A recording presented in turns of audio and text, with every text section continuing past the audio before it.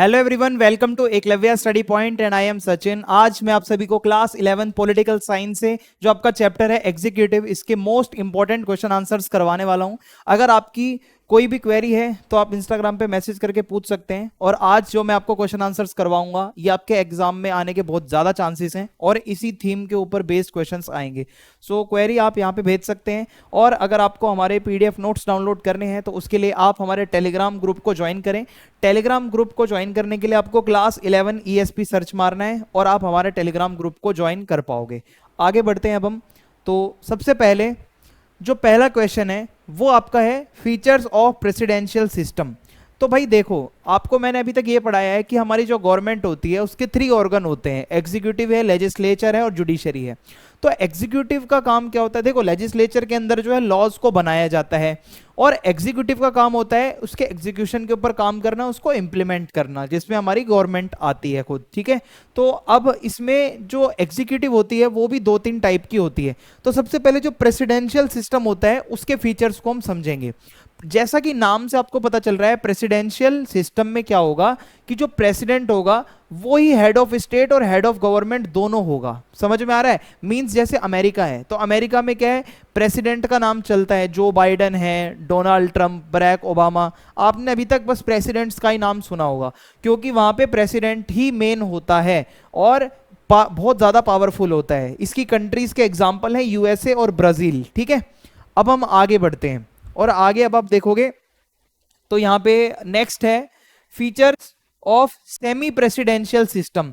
अब देखो, इसमें प्रेसिडेंशियल सिस्टम भी कुछ कुछ होता है और सेमी वर्ड जोड़ दिया तो इसमें थोड़ी बहुत और भी इसके कुछ फीचर्स चेंज हो जाएंगे। कैसे, मैं आपको बताता हूं। देखो, जो सेमी प्रेसिडेंशियल सिस्टम होता है इसके अंदर प्रेसिडेंशियल सिस्टम और पार्लियामेंट्री सिस्टम दोनों के एलिमेंट्स पाए जाते हैं। प्रेसिडेंशियल में तो क्या होता है कि भाई जो अपना प्रेसिडेंट है वही सबसे ज्यादा मेन होता है ना, लेकिन पार्लियामेंट्री में क्या होता है, प्राइम मिनिस्टर मेन होता है। तो इसका कॉम्बिनेशन बनाकर जब जो एक सिस्टम आता है उसको हम सेमी प्रेसिडेंशियल सिस्टम कहते हैं।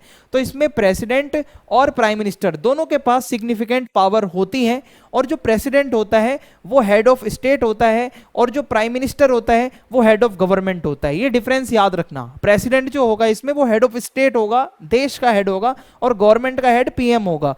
कंट्री की बात करें तो रशिया और श्रीलंका। आपने अगर कभी सुना हो तो रशिया में ज्यादातर हम प्रेसिडेंट का नाम सुनते हैं, व्लादिमीर पुतिन का। आपने वहां के प्राइम मिनिस्टर का नाम बहुत कम सुना होगा क्योंकि वहां पे semi presidential system of government चलता है। फिर उसके बाद अगला है क्वेश्चन हमारा फीचर्स ऑफ पार्लियामेंट्री सिस्टम। अब देखो, पार्लियामेंट्री सिस्टम में क्या है, नाम से पता चल रहा है एक पार्लियामेंट होगा और इसके अंदर क्या होगा, जो प्राइम मिनिस्टर होता है उसके पास ज्यादा पावर पाई जाती है। कैसे? देखो भाई, पार्लियामेंट्री सिस्टम में जो प्राइम मिनिस्टर होता है वो गवर्नमेंट का हेड होता है। ये समझ लो जो मोस्ट इंपॉर्टेंट डिसीजंस होते हैं वो प्राइम मिनिस्टर लेता है। फॉर एग्जांपल हमारे नरेंद्र मोदी जी जो कि वर्तमान में करेंटली हमारे प्राइम मिनिस्टर हैं। तो आपने, अब हमारे जो प्रेसिडेंट है उनका नाम क्या है, द्रौपदी मुर्मू। लेकिन द्रौपदी मुर्मू का नाम हम बहुत कम सुनते हैं, आए दिन हम प्रधानमंत्री मोदी जी का नाम सुनते हैं क्योंकि हमारा पार्लियामेंट्री सिस्टम है और यहाँ पे जो प्रेसिडेंट होता है वो एक नॉमिनल होता है, नाम का होता है, लेकिन असली पावर पीएम के पास होती है। Prime minister is more powerful. Countries की बात करें तो इंडिया है और यूके में आपने ऋषि सुनक का नाम सुना होगा, तो ऋषि सुनक प्राइम मिनिस्टर। तो इस तरीके से ये कंट्रीज के एग्जाम्पल भी आप जरूर बताना जब आपका क्वेश्चन आएगा। फिर अगला क्वेश्चन है हमारा power and position of prime minister of India. अब हमारे जो इंडिया के प्राइम मिनिस्टर हैं उनके पास क्या क्या पावर होती है ये आपसे पूछा जा रहा है। तो आइए देखते हैं क्या पावर्स हैं। सबसे पहले हेड ऑफ गवर्नमेंट। जैसा कि हमने पढ़ा, पार्लियामेंट्री सिस्टम ऑफ गवर्नमेंट में जो प्राइम मिनिस्टर होता है वो गवर्नमेंट का हेड होता है।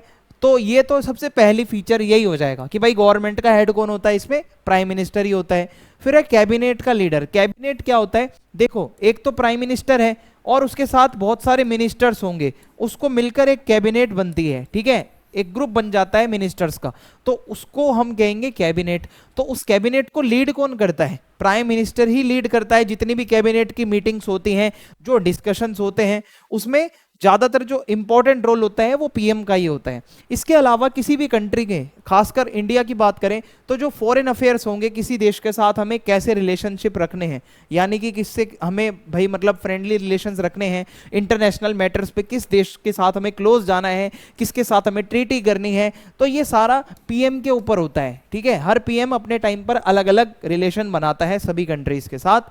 सो जितने भी डिप्लोमेटिक रिलेशन हम बनाते हैं, ठीक है, जितनी भी हम ट्रीटीज करते हैं ट्रेड एंड कॉमर्स से रिलेटेड या फिर एनवायरमेंट से रिलेटेड, वो प्राइम मिनिस्टर ही करता है। ओके, जितने भी इंटरनेशनल फोरम्स में जाना होता है, जो मतलब जैसे G20 वगैरह होता है या और भी बहुत सारे ऐसे मतलब जो प्रोग्राम्स होते हैं, वो तो उसमें प्राइम मिनिस्टर ही अपना मेन होता है जो जाता है। ठीक है, अब हम आगे बढ़ते हैं। देखिए, इमरजेंसी में भी कुछ पावर होती है प्राइम मिनिस्टर के पास। अगर मान लो कंट्री के ऊपर कोई इमरजेंसी की सिचुएशन आ गई है, इकोनॉमिक इमरजेंसी हो सकती है या फिर नेशनल इमरजेंसी हो सकती है, किसी ने अपने देश पे अटैक कर दिया हो, तो ऐसे में प्राइम मिनिस्टर जो है वो सबसे बड़ा एडवाइजर होता है प्रेसिडेंट का। यानी कि अल्टीमेटली प्रेसिडेंट ही इमरजेंसी डिक्लेयर करता है, बट जो एडवाइजर का रोल होता है वो पीएम प्ले करता है यहाँ पे। ठीक है, अगर मान लो किसी स्टेट में सही से कोई सरकार नहीं काम कर रही है, कोई गवर्नमेंट, स्टेट गवर्नमेंट कॉन्स्टिट्यूशन के अकॉर्डिंग काम नहीं कर पा रही है, तो ऐसे में भी प्राइम मिनिस्टर प्रेसिडेंट को जाकर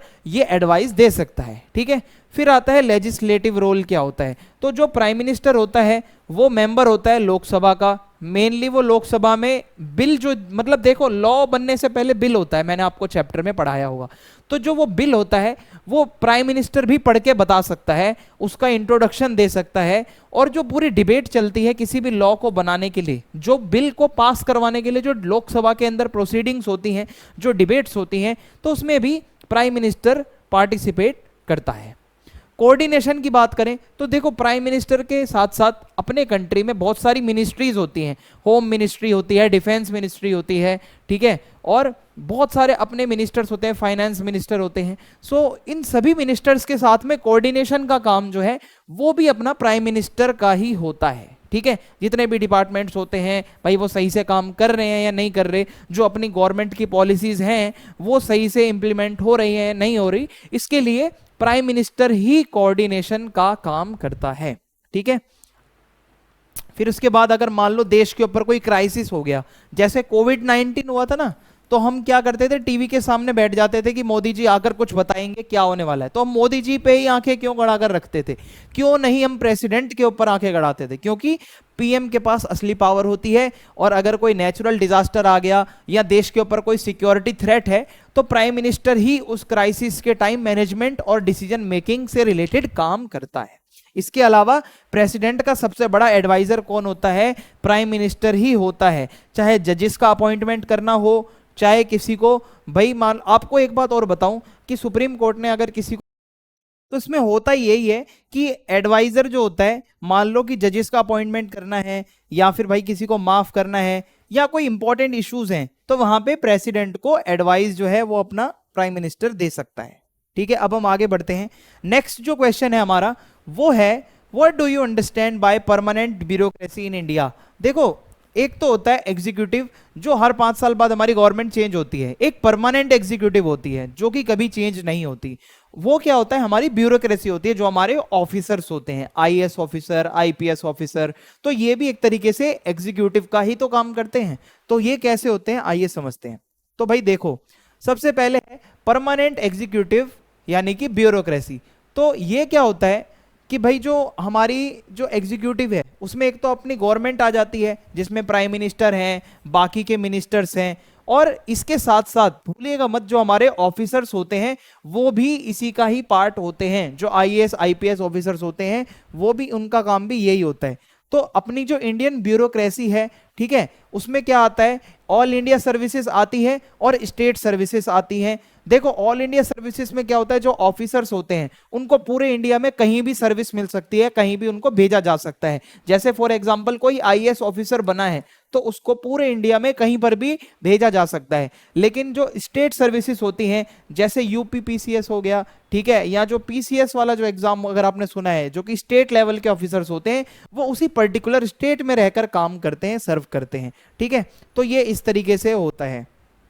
और इसके अलावा जो अपना आईएएस ऑफिसर हो गया या आईपीएस हो गया या ऑल इंडिया सर्विसेज हो गई, इसका एग्जाम यूपीएससी कंडक्ट करवाता है। कहते हैं ना भाई यूपीएससी का एग्जाम, तो वो ये क्या होता है, यूपीएससी की फुल फॉर्म है यूनियन पब्लिक सर्विस कमीशन, जो कि क्या करती है, जितना भी रिक्रूटमेंट का प्रोसेस होता है कि जो आईएएस ऑफिसर्स बनाने हैं, आईपीएस बनाने हैं, जितने भी जो ऑल इंडिया सर्विसेज हैं, तो उसका एग्जाम यूपीएससी ही कंडक्ट करवाता है सिविल सर्विसेज का, और सिविल सर्वेंट्स को रिक्रूट किया जाता है ताकि गवर्नमेंट ऑफ इंडिया का वो काम कर सके और अच्छे से। ठीक है, इसके अलावा आपको अगर मैं बताऊं तो स्टेट्स के लिए भी यही प्रोसेस होता है। तो देखो अपनी जो सिविल सर्विसेज होती है वो 3 तरीके की है। यहाँ पे ऑल इंडिया सर्विसेज है, एक आपके सामने नजर आ रही है ऑल इंडिया सर्विसेज, जिसमें आईएएस आ जाएगा, आईपीएस आ जाएगा।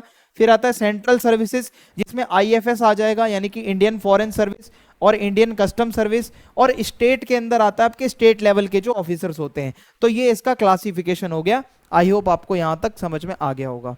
तो यही था अपना जो है मतलब परमानेंट ब्यूरोक्रेसी वाला टॉपिक। अब आगे इसमें कुछ और जो इंपॉर्टेंट पॉइंट्स हैं वो समझ लो कि person selected by the UPSC for Indian administrative service and Indian police service constitute the backbone of the higher level bureaucracy in states. अब जो आईपीएस और आईएएस बनते हैं, ठीक है, आईएएस की फुल फॉर्म क्या है, इंडियन एडमिनिस्ट्रेटिव सर्विस, और आईपीएस की फुल फॉर्म क्या है, इंडियन पुलिस सर्विस।